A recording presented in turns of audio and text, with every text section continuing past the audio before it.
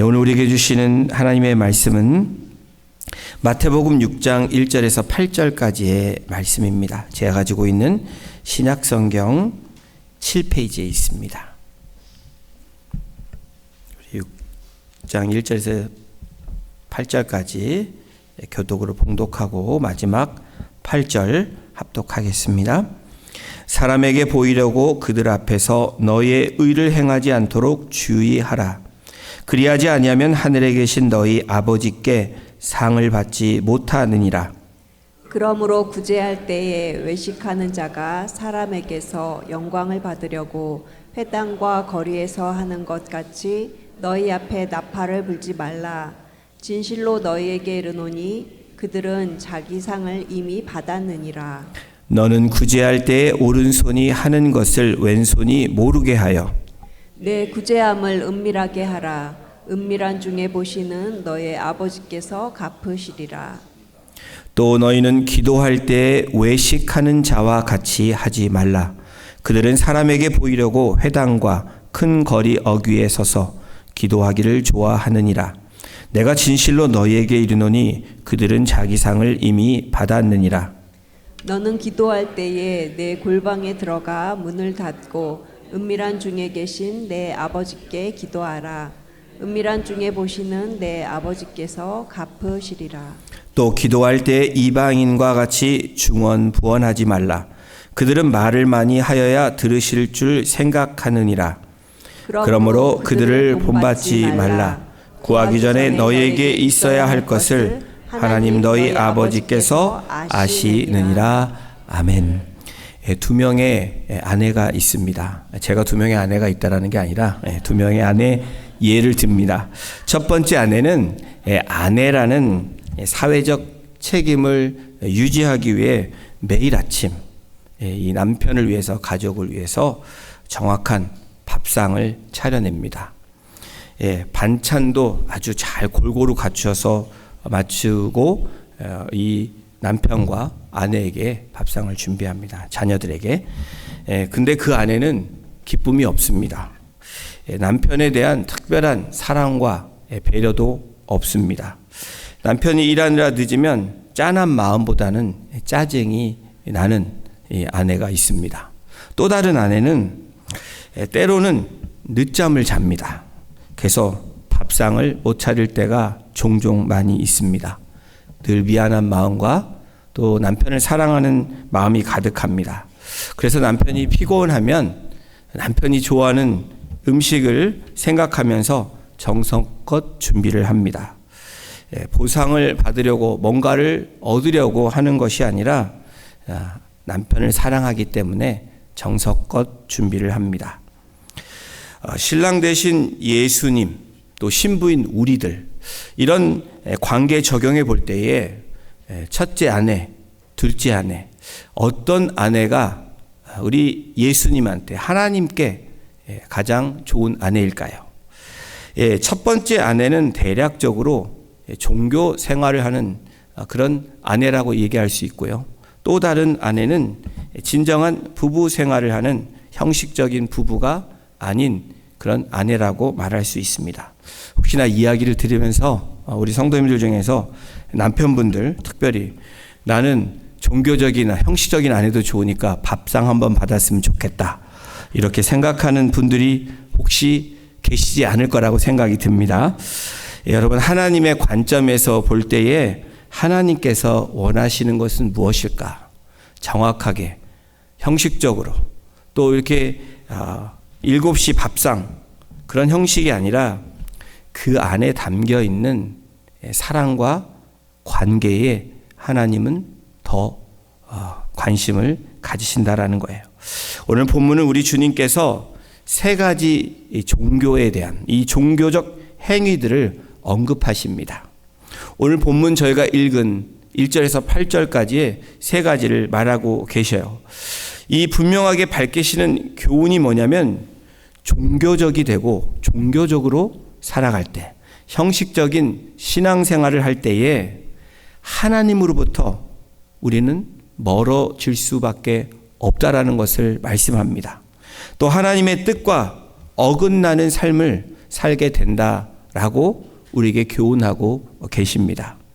그렇다면 주님이 말씀하시는 하나님 나라를 누리기 위해서는 종교 생활이 아니라 형식적인 이런 신앙 생활이 아니라 정말 하나님께 더 나아갈 수 있는 그런 하나님 기뻐하시는 신앙 생활을 위해서 우리가 버려야 될 것이 무엇인지 함께 나눠보기를 원합니다.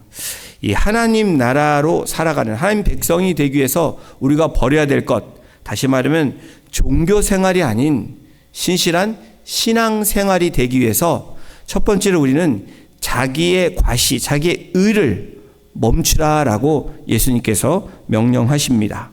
우리 마태복음 6장 1절을 다시 한번 함께 읽어보겠습니다. 사람에게 보이려고 그들 앞에서 너의 의를 행하지 않도록 주의하라. 그리하지 아니하면 하늘에 계신 너희 아버지께 상을 받지 못하느니라. 문제가 무엇인지 분명하게 1절부터 밝히고 계십니다.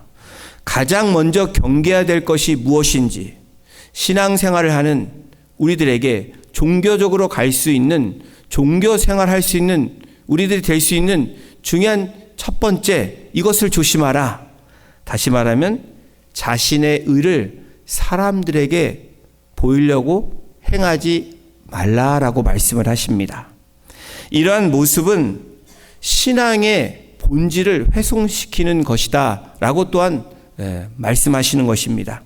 여러분, 신앙이 무엇이라고 생각하십니까? 하나님은 알파와 오메가라고 우리가 들었고 또 이렇게 고백하고 선포합니다. 신앙의 처음은 하나님입니다. 여러분 동의하시죠? 아멘이십니까? 하나님 때문에 우리의 신앙이 시작된 것입니다. 또 우리의 삶의 과정도 하나님 때문에 하는 것입니다. 그리고 하나님께서 모든 일을 시작하셨고 그 과정도 또 우리의 삶의 마지막 끝맺음도 하나님께서 하시는 것을 믿는 것이 바로 신앙입니다. 궁극적으로 하나님과의 관계, 처음부터 우리의 삶의 마지막까지 그 관계가 신앙이라고 이야기할 수 있습니다. 오늘 본문에서 언급된 구제에 대해서 이야기합니다. 또 기도에 대해서 얘기하고 또 거기에 오늘 6장 후반부에 가보면 금식에 대한 이야기가 나옵니다. 한번 구제와 기도, 금식 한번 생각해 보십시오. 모든 종교가 웬만하면 다 여러분 구제를 합니다. 또 금식도 합니다. 그리고 기도를 합니다. 그런데 여러분, 나를 드러내고 사람을 의식하는 여러분 우리의 신앙생활이라면 그것은 하나님과 상관이 없다라는 것을 오늘 1절에서 밝히고 계시는 겁니다. 여러분, 우리는 칭의를 받은 사람입니다. 의로움을 받은 사람, 정말 의로운 사람이 아니라 예수 그리스도의 그 보혈의 십자가의 능력으로 말미암아 이제 너희는 칭의, 의롭다, 칭함을 받은 사람들이다 라고 우리를 의인이라고 불러주신 거예요. 여러분, 의로움이란 무엇입니까? 하나님과의 바른 관계가 의로움을 의미합니다. 그럼 의인은 누구입니까?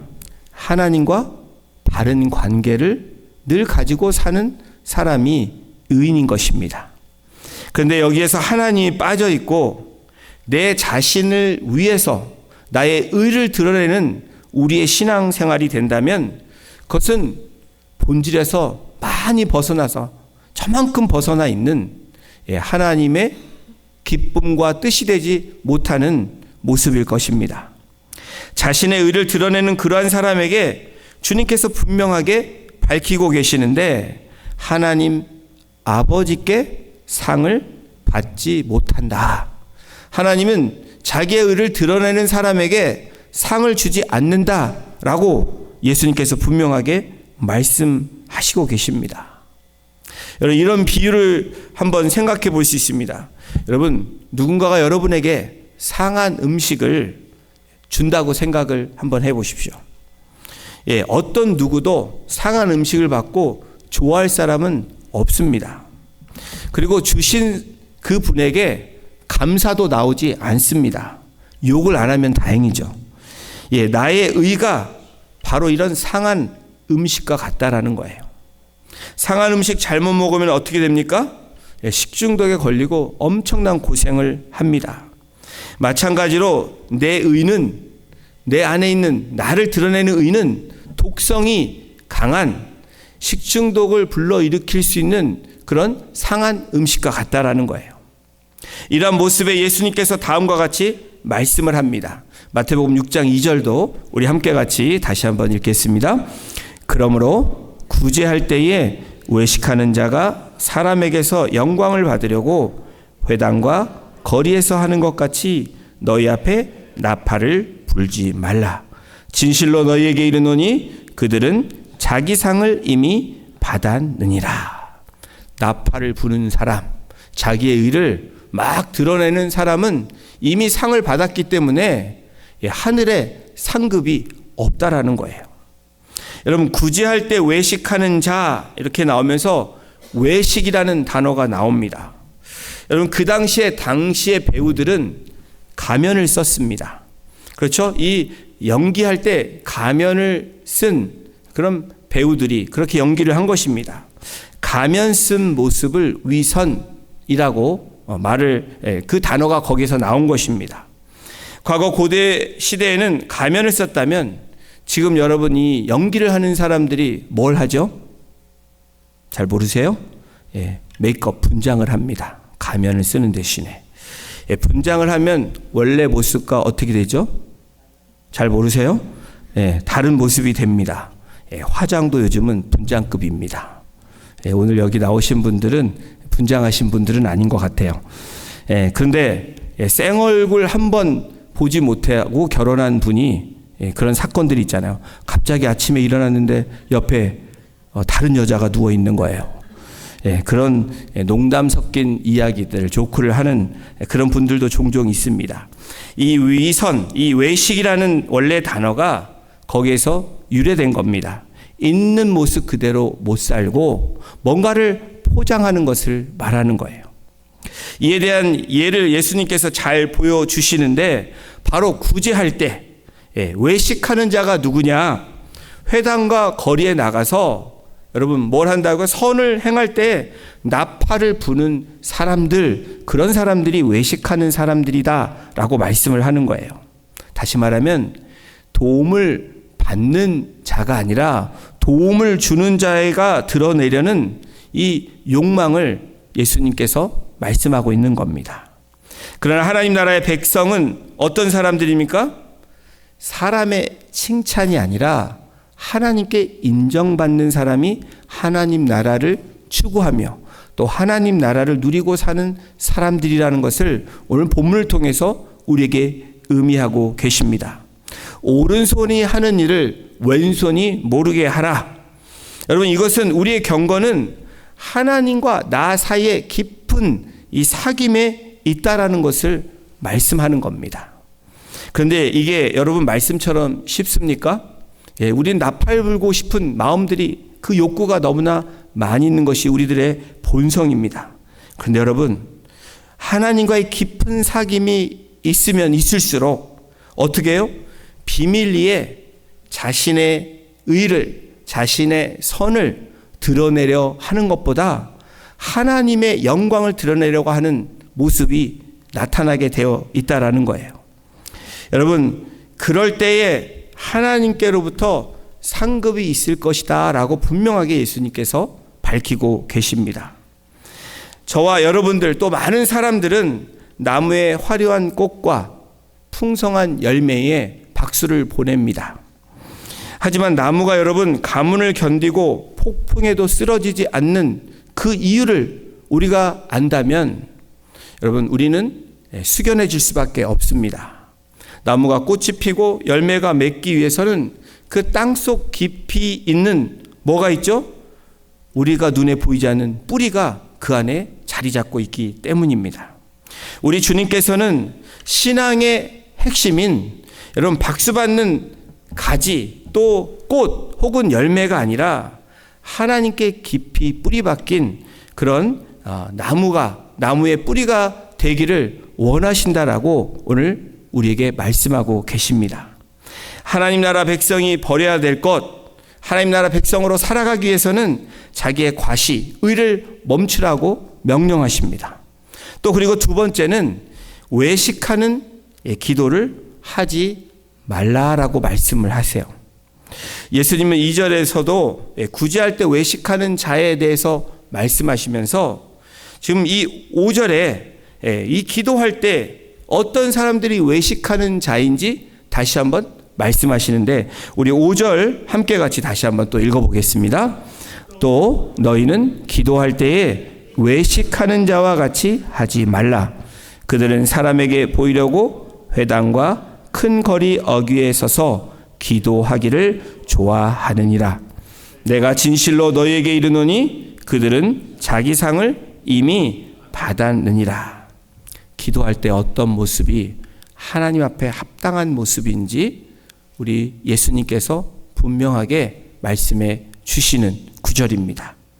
그 당시에 종교 지도자들의 모습이 눈을 뜨고 손을 들며 하늘 대고 기도했던 그 모습을 한번 생각해 볼 수 있습니다.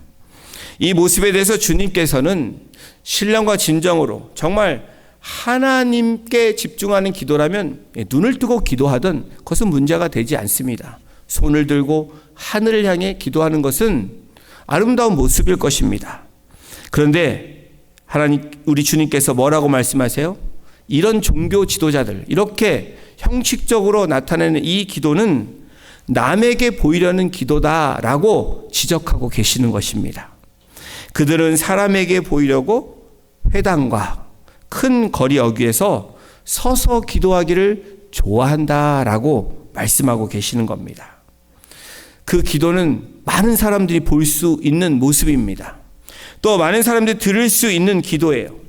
그래서 이미 사람들이 인정한 기도라면 하늘에서 또 하나님께로부터 오는 이 상급은 없다라는 것을 밝히고 계십니다. 그러므로 너희들은, 예수님께서 산상순의 제자들은, 또 오늘 우리들에게는 어떻게 기도하라고 말씀을 합니까? 마태복음 6장 6절에 이렇게 말씀을 합니다. 이 말씀도 예수님의 말씀이니까 함께 같이 읽겠습니다. 너는 기도할 때에 내 골방에 들어가 문을 닫고 은밀한 중에 계신 내 아버지께 기도하라. 은밀한 중에 보시는 내 아버지께서 갚으시리라. 이 6절에 반복되는 이 구절이 나옵니다. 뭐냐면 뭐죠? 은밀한 중에. 이 은밀한 중에, 이 반복되는 단어가 6절에만 나오는 게 아니라 4절에도 나오고요. 또 6장에 중요한 반복되는 이 기도에 대해서 나오는 이 문구가 은밀한 중에라는 이런 문구입니다. 6절에 이 두 번 사용된 은밀한 중에 어떻게 해요? 은밀한 중에 계신이라고 나오고 은밀한 중에 보시는이라고 나옵니다. 이 신앙에 대한 이야기를 하고 있는 겁니다. 여러분, 신앙은 뭐예요? 은밀한 중에 주님과의 교통이에요. 그러면 이런 질문을 할 수 있습니다. 신앙은 비밀같이 해야 되나? 라고 생각할 수 있습니다. 여러분, 신앙은 비밀이 아니라 뭐예요? 이 관계에 있어서 비밀스럽다라는 것을 말씀하시는 것입니다. 어떻게 비밀을 가질 수 있겠습니까? 신앙의 관계는 하나님과 나와의 관계라는 거예요. 그 관계는 비밀스러운 주님께서 나에게 주시는 그 놀라운 은혜, 그 비밀이 있는 것입니다. 무엇을 통해서? 관계를 통해서. 그래서 하나님과 나의 관계는 다른 사람이 알지 못하는 나와 하나님만의 그런 미스터리한 그런 비밀이 있다라는 거예요. 우리가 경험하는 주 안에서의 기쁨이 어떤 기쁨일까? 바로 세상이 알지 못하는, 또 하나님이 나에게 주시는 그 기쁨을 말하는 겁니다. 하나님과 나의 관계는 나와 주님만이 알고 있기 때문에 거기에 기쁨이 있는 거예요. 여러분, 주님께서 주신 방법이 뭐라고요? 너는 기도할 때 내 골방에 들어가. 골방에 들어가라고 말합니다. 그리고 문을 닫으라고 얘기합니다. 그리고 내 아버지께 기도하라고 얘기해요. 무엇을 말하고 있습니까? 때를 얘기할 뿐 아니라 장소도 얘기합니다. 또 그리고 어떻게 하라는 방법도 얘기하시고 대상을 누구에게 기도해야 되는지 분명하게 밝히고 계시다는 거예요. 사람이 없는 곳은 사람이 의식되지 않는 곳에 가서 기도하라라는 의미로 우리가 해석을 해야 됩니다. 골방의 이런 사전적인 의미도 한번 찾아보니까 귀중품을 보관하는 창고가 골방의 이 원어의 의미입니다. 또 물건을 갈무리하는 이 밀실을 의미합니다. 또 다른 의미는 안쪽에 은밀한 방, 그것이 바로 이 골방 원어에 나오는 여러 가지 해석들 의미입니다. 당시 유대인들의 가옥 구조로 볼 때 이 골방은 외부인이 함부로 들어갈 수 없는 곳이 골방이라는 곳이에요. 그곳은 밖에서 보이지는 않는 가장 사적인 공간이 그때 유대 당시의 골방의 그런 장소적인 위치였습니다. 예수님이 강조하신 이 골방, 여러분 이것을 오늘날 내가 골방이 없는데 어떻게 라고 질문할 때에 이것은 물리적인 장소뿐만 아니라 영적인 그런 장소로 우리가 또 해석을 할 수가 있는데, 회당이나 거리 어귀처럼 사람들에게 보여주려고 하는 그런 장소가 아닌 곳에 우리가 골방으로 택할 수가 있습니다. 오직 하나님과 나만이 마주할 수 있는 장소가 골방이라는 거예요. 그런 곳에서 가장 친밀한 관계, 회복을 우리가 맡게 될 수 있다는 것을 주님이 오늘 말씀해 주십니다. 문을 닫고 기도하라. 골방을 차지해야 되고 문을 닫고 기도하라는 겁니다. 그것은 외부의 시선, 방해 요소를 차단하는 영적인 의미로 볼 수 있습니다. 또 어쩌면 우리가 물리적인 그런 생각에 우리의 기도를 할 때 방해되지 않는 그런 장소를 찾는 것이 바로 문을 닫는다라는 의미입니다. 외부의 시선이나 방해 요소를 차단하고 어디에 하나님께 집중할 수 있는 그러한 환경들을 만들라고 주님께서 우리에게 방법을 가르쳐 주시는 거예요. 여러분, 영적인 골방을 스스로 찾아 만들어 나가고 계십니까? 하나님을 향해 눈을 감고 하나님을 의식하는 순간, 사람의 의식이 아니라 여러분 정말 이 육체적으로 이 물체적으로 보이지 않는 골방이 없을지라도 우리가 어느 곳에서 눈을 감는다라는 의미는, 그리고 눈을 감고 하나님을 집중하면, 하나님을 묵상하면 그것이 바로 영적인 우리의 골방이 된다라는 말씀입니다.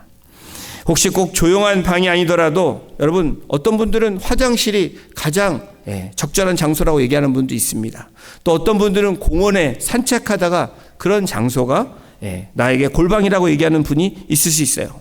또 어떤 분들은 운전을 많이 하니까 차를 많이 타고 다니면서 차 안이 내 골방이다. 근데 그때는 눈을 감으면 안 되겠죠. 요즘은 자율주행해서 자율주행 차면 괜찮다라고 합니다.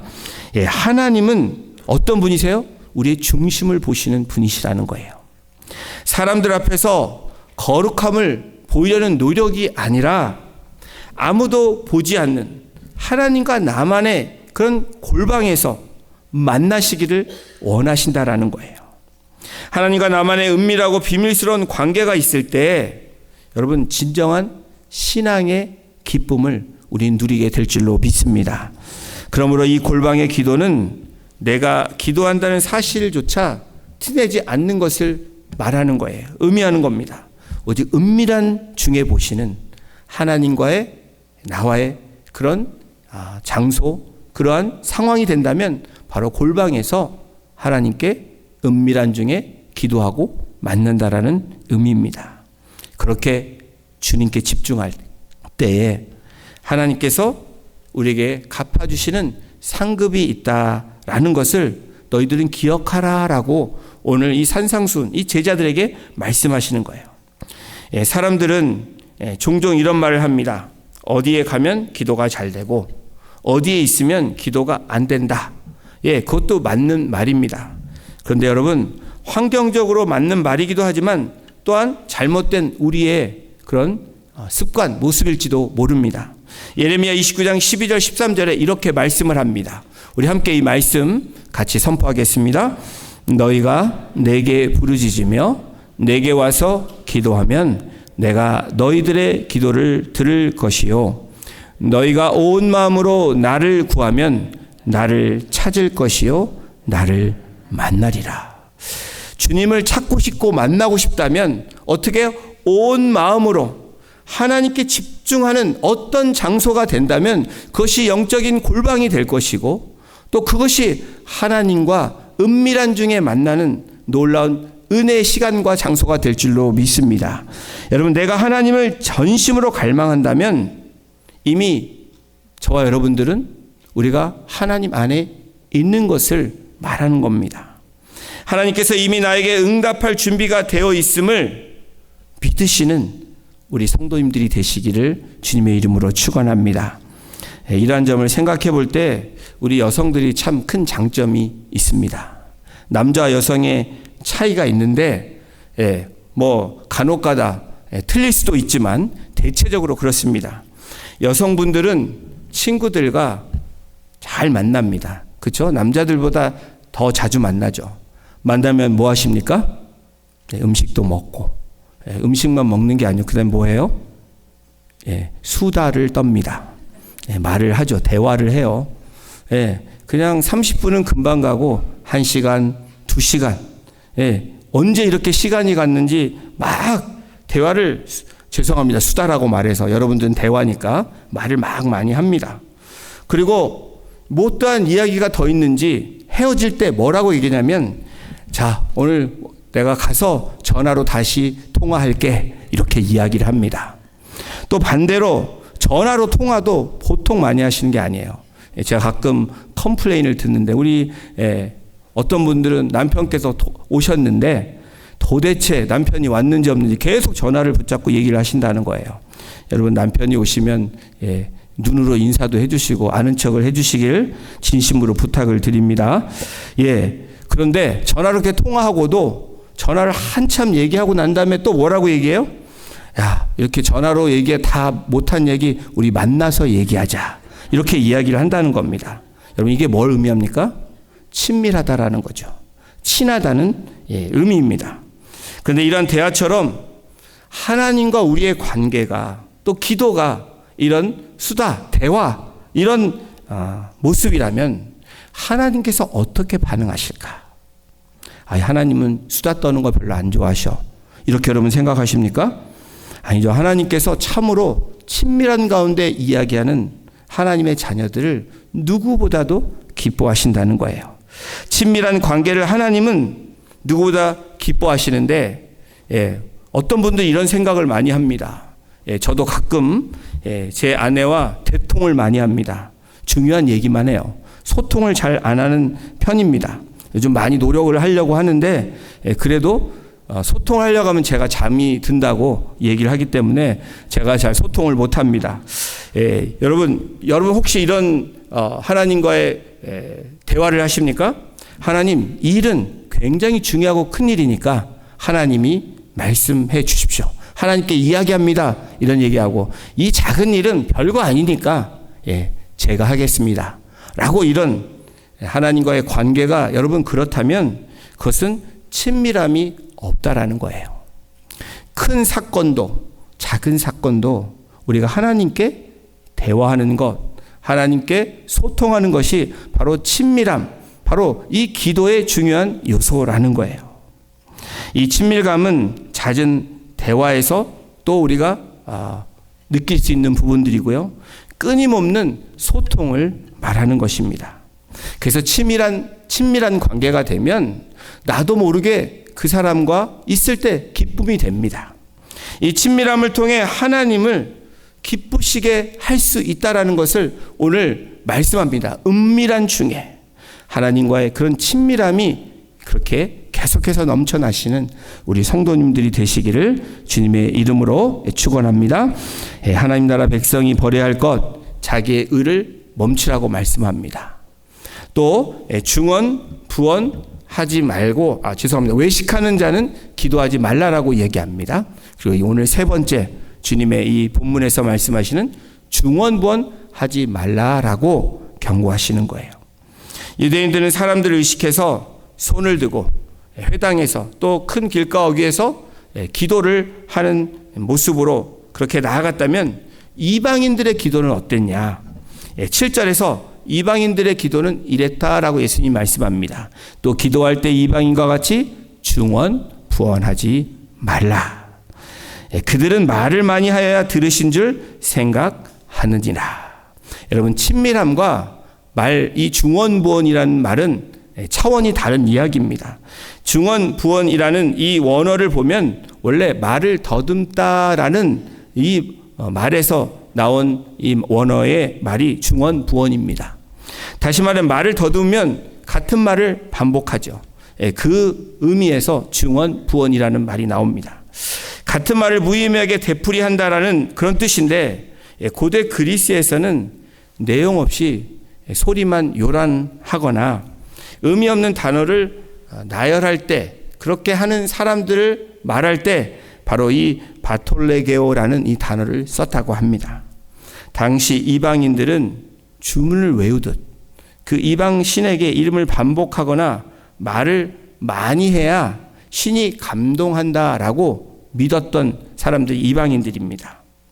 그래서 우리 주님께서 어떤 비유로 얘기하세요? 이방인들과 같이 중언부언하지 말라라는 거예요. 하나님의 자녀는 어떻게 하라고요? 하나님께 친밀하고 은밀한 중에 만나 하나님께 대화하라라고 말씀하는 겁니다. 여러분, 우리 자녀들 한번 생각해 보십시오. 부모님께 와서 아빠, 엄마 이렇게 하면서 용돈 주세요, 뭐 사주세요 라고 그것만 계속 반복한다고 한번 생각을 해보세요. 여러분, 이쁘세요? 손자는 매입이. 근데 자녀가 자꾸 그러면 화를 내실 겁니다. 그렇죠? 쓸데없는 것을 자꾸 요구하니까 화를 낼 거예요. 무표정하게 수천 번, 수백 번 반복한다라는 생각을 한번, 내 자녀가 그렇다고 여러분들이 생각을 해보십시오. 부모는 아이의 필요를 이미 알고 있습니다. 그런데 부모의 마음 뭘까요? 이 아이가 왜 필요한지 그 설명도 듣고 싶어, 대화하고 싶어 한다라는 거예요. 그냥 부모를 바라보지 않고 주문만 하는 자녀라면 어떤 부모도 그 자녀를 기뻐하지 않을 것입니다. 반면 아빠 엄마에게 와서 진심으로 필요한 것들 얘기한다고 할 때 그 필요가 무엇인지를 조목조목 잘 설명하고 얘기한다면 아마도 설득력이 있는 이야기가 될 것입니다. 아니, 기도는 설득이 아니고요, 이 관계를 말하는 것입니다.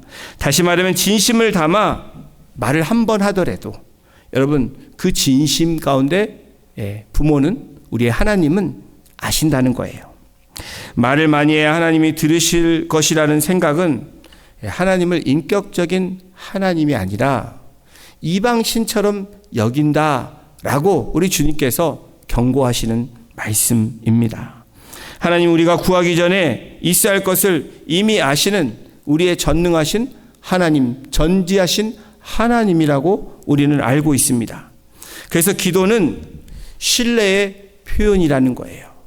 뭔가를 얻으려고 떼쓰고 여러분 간청하는 것이 아니라 하나님과 신뢰가 되기 때문에, 그 관계가 되기 때문에 요청도 할 수 있는 것입니다.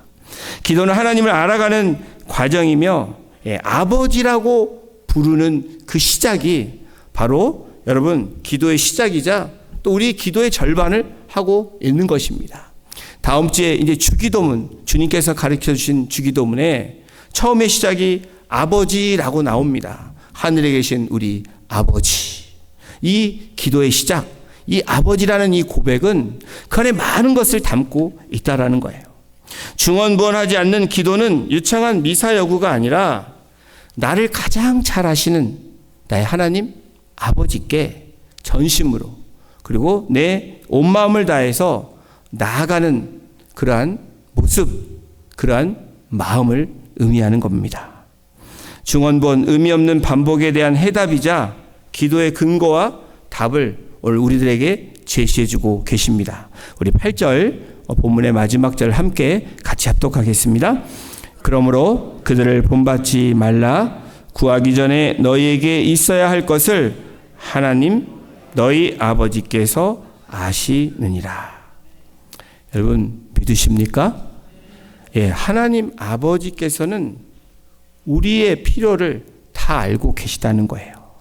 우리의 머리털까지도 세시는 분, 우리를 만드신 분이시기 때문에 우리의 모든 상황들, 또 지금 우리의 필요, 또 우리가 지금 고민하고 갈등하고 괴로워하는 이 모든 것들을 우리 주님께서 뭐라고 말씀하세요? 너희 아버지께서 아시느니라. 여러분, 이 아신다는 거에 놀라운 은혜가 있습니다. 놀라운 이 힘이 있어요. 여러분, 하나님이 아시는데 그럼 왜 기도를 해야 되나? 예, 그것은 하나님을 알지만 더 하나님의 뜻을 알아가는 과정을 위해서, 우리가 깨닫지 못한 하나님의 그 뜻을 더 깨닫기 위해서 하나님께 나아가는 것입니다. 하나님은 우리의 사정을 보고받아야 아시는 분이 아니라 우리를 누구보다도 잘 알고 계시다는 거예요. 여러분, 갓난아이가 태어납니다. 얼마나 생명이 귀합니까? 근데 이 엄마 아빠가 이 갓난아기가 울면 모를까요? 왜 우는지도 금방 캐치할 수 있습니다. 그저 의앙하고 울 뿐인데 기저귀를 갈아주기도 하고 젖을 먹이기도 하고, 이것이 부모가 갓난아기의 소리만 들어도 아는 것처럼 여러분, 우리 하나님은 그보다 더 하시죠. 모든 것들을 주관하시는 하나님, 우리의 모든 상황들을 알고 계시는 하나님, 아이가 요구하기 전에 모든 것을 준비하시는 우리의 아버지심을 믿고 그 아버지께 나아가는 저와 여러분이 되기를 주님의 이름으로 축원합니다. 기도는 하나님께 정보를 전달하거나 그분을 설득하여 마음을 돌리게 하는 협상이 아니라는 것을 분명하게 밝혀주고 계십니다. 대신 이 모든 것을 알고 계신 하나님 아버지께 바로 신뢰가 우선이 되어야 되고, 그것을 통해서 깊은 교제를 우리 하나님은 원하신다라는 거예요. 그래서 우리가 기도해야 되는 이유가 거기에 있습니다. 우리가 말을 많이 하거나 유창하게 하지 않아도 응답받을 수 있는 이유가 뭘까요? 여러분, 기도의 효력이 내 말의 양에 있고 내 말에 어떤 어휘에 있다고 생각하십니까? 절대 그렇지 않죠. 듣는 분의 사랑과 능력에 있기 때문에 여러분, 기도가 하나님께 상달되어지면 듣는 그 분이 합당하다고 생각하시면 그 합당한 때에 응답하신다는 거예요. 이것이 기도의 응답입니다. 하나님의 능력이 있기 때문에 우리는 응답받는 거예요. 우리가 잘나서 우리가 말을 잘해서 오래 해서 기도 응답받는 게 아니라는 거예요. 우리 주님께서 오늘 본문을 통해서 무엇을 말씀합니까? 경건의 동기를 우리에게 오늘 말씀해 주고 계세요. 우리가 신앙생활하는 동기가 무엇인지 오늘 다시 한번 들여다보라고 말씀하는 거예요. 또한 우리가 신앙생활하는 그 대상이 누구인지를 분명하게 밝히라는 겁니다. 그리고 그것이 사람이었다면 이제는 하나님께 전환하라고 우리에게 오늘 말씀하시는 거예요. 예수님 모든 경건생활, 오늘 말씀하신 구제와 기도의 대상을 사람들이 아니라 하나님께 초점을 맞추라고 제자들에게 가르치고 계십니다. 이 가르침은 오늘 우리들에게도 똑같은 가르침이고 교훈이에요. 우리가 신앙생활을 한다면, 정말 하나님이 전능하신 하나님이라고 우리가 믿는다면 우리가 뭘 해야 된다고요? 그 하나님께 나아가는 것입니다. 모든 우리의 삶의 중심이 하나님 중심이 돼야 온전한 신앙생활을 할 수 있다라고 말씀해 주시는 거예요. 또한 예수님은 우리가 추구하는 보상에 대한, 이 상에 대한 이야기도 하시잖아요. 이 보상이 무엇인지 명확하게 확실하게 해주시고 계십니다. 자기 의로, 또 자기를 드러내는 또 가면을 쓴 외식으로, 또 이 중언부언으로 라고 한다면 여러분 어떻게 됩니까? 이것의 공통점은 하나님의 아닌 사람, 자기 중심에 있는 것을 오늘 이야기하고 계십니다. 여러분, 우리는 우리의 삶에서 내 중심대로 살려고 하는 엄청난 유혹이 많이 있습니다. 나의 의로 살려고 하는 그러한 우리의 모습이 있습니다. 내 자아가 죽지 않아서 여전히 하나님과 협상하려고 하고, 이것은 하나님이 하시고 이것은 내가 하겠다고 말하는 그런 분리적인 삶을 살아가는 신앙생활이 우리에게 있다라는 거예요. 결국 여러분, 우리의 신앙의 중심에 하나님 아버지, 성부, 성자, 성령의 과의 이 친밀한 관계가 되어지지 않는다면 여러분, 우리의 신앙은 종교적인 신앙으로 이미 들어갔다라는 것을 우리에게 밝히고 계시는 것입니다. 사랑하는 성도 여러분, 오늘 주님께서 말씀하시는 이 말씀들을 생각하시면서 이번 한 주간에 모든 경건의 이 기준, 바로 이 믿음 있는 신앙 생활을 하기 위해서 우리 하나님과의 친밀한, 또 하나님께 집중하며 하나님께 우리가 그렇게 가까이 다가 은밀한 중에 하나님을 만나며 또 하나님의 은혜를 누리시는 우리 복된 성도님들이 되시기를 주님의 이름으로 축원합니다. 기도하시겠습니다. 하나님, 감사합니다. 오늘 말씀을 통해서 우리 신앙의 모습, 바로 우리의 민낯을, 생 얼굴을 오늘 말씀을 통해서 우리를 보여주시니 하나님 감사합니다.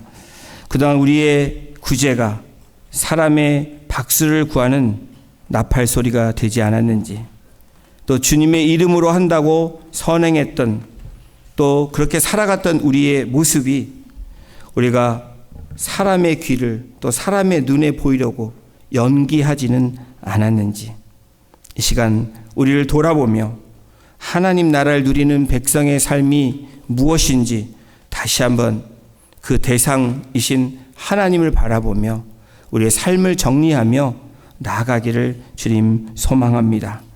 이제 우리가 사람의 영광이라는 값싼 상급을 내려놓게 하시고 은밀한 중에 우리를 만나시는 하나님 앞에 나가는 그 골방의 그 영성이 다시 되살아날 수 있도록 우리 성도님들 한 분 한 분을 주님 만나주시고, 또 주님 앞에 나올 때에 주님과 깊은 은밀한 중에 부어주시는 놀라운 은혜와 또 하나님이 주시는 그 기쁨을 누릴 수 있는 이번 한 주간이 되게 하시고, 이번 삶에서 그렇게 나아갈 수 있도록 우리 성도님들 한 분 한 분을 주장하여 주시고, 가는 곳곳마다 어디에 있든지 또 무엇을 하든지 이 경건의 삶을 살아낼 수 있는 정말 참된 그리스도인이 될 수 있도록 인도하여 주시옵소서.